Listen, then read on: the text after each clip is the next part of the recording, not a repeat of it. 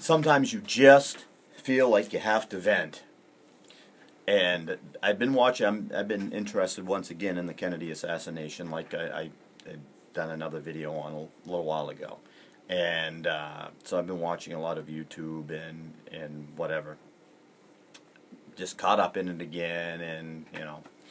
And unfortunately, a lot of the things that I see are recycling this old, tried and true bullshit thing where you watch the president in the motorcade and he comes down in front of you on the Zapruder film on Elm Street, and you see the violent hit in the head where his head explodes and it propels him backwards, and then some guy has to say, "Oh, and look, the president's head went back and to the left," which shows that there was a shot from the front. Well, okay, look, it works like this. Kennedy didn't wear a hat. If you hit a guy in the face with a baseball bat, you are going to drive his head backwards. Yes. If you hit him in the back of the head, you're going to knock his head forward. Yes. But that physics does not apply to something that is traveling as fast as a bullet and that is as small. It's Hollywood nonsense. The momentum of a bullet does not transfer like a tennis racket to a tennis ball. It doesn't work that way. Anybody that's ever shot anything, you can take a piece of paper, if you are so bold, hold it out at arm's length and have your buddy shoot it. It's going to go through the paper so quick that it may barely even quiver the paper. But it's not going to lay the paper over as if you hit it, you know, like a cat paw hitting one of those little boingy mouse things that they have. So that doesn't work that way. What happens is something called the jet effect. And I know a lot of assassination people get that it's out there, that this idea is out there, but I'm going to promote it again. When a bullet enters an object, it leaves a small hole going in, big hole going out. We know this. Entry wound, exit wound. When you shoot a piece of plywood, it leaves a pinhole, or if a piece of paper is attached to a target that you're shooting at, like you put it on an embankment or against a piece of wood or whatever to practice, you always notice that it's like a pencil. You poke it through and the paper comes out this way, but it's an innie on this side. Well, the same thing happens with a human head. A bullet that hits in the back comes out the front, and when it does, it takes everything that is inside a large mass of material and is forcing that out through a big hole. When it does that, it's like a jet engine. A jet engine forces air through it, and when it comes out the other side, it gives the propulsion that propels the object. Kennedy's head did the same thing. When the large amount of stuff that was inside of his head all of a sudden is being forced out of his head, then you get a jet effect. You get a propulsion back.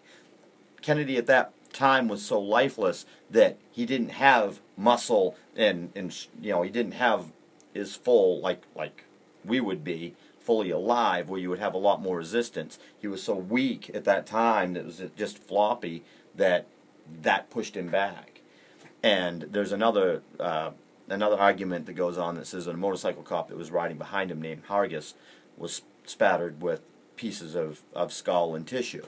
And therefore, since the grassy knoll was between the president's head and this motorcycle cop, that's why he got sprayed, because it was coming in his direction. Again, not true.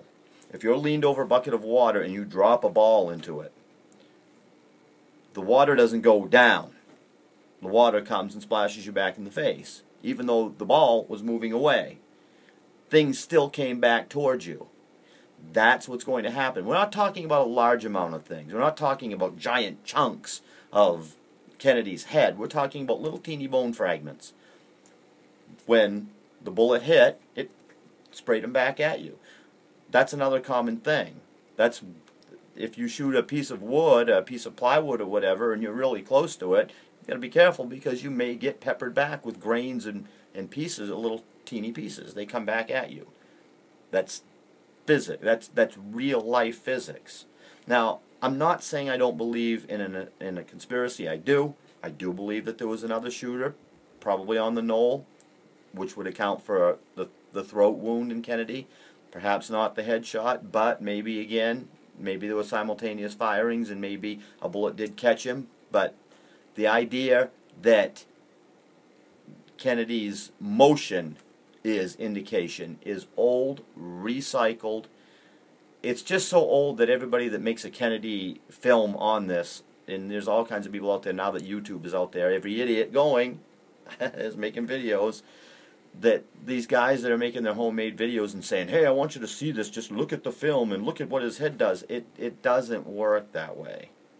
And I'm so nauseated by the idea that I'm kind of interested in the Kennedy assassination again, so I go on and I look at these videos, and it seems like every one of them points to the Zapruder film and has to talk about the backward motion of Kennedy.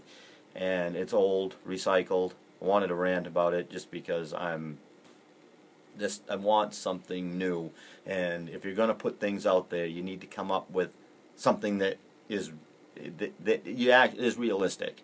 This is Sesame Street physics that you're trying to plug in. It's the apples and oranges thing, and it doesn't work with ballistics. So anyway, try again. Find me some more grainy pictures of people holding guns that may be leaves and maybe pieces of whatever. I don't care, but just get off the back into the left thing.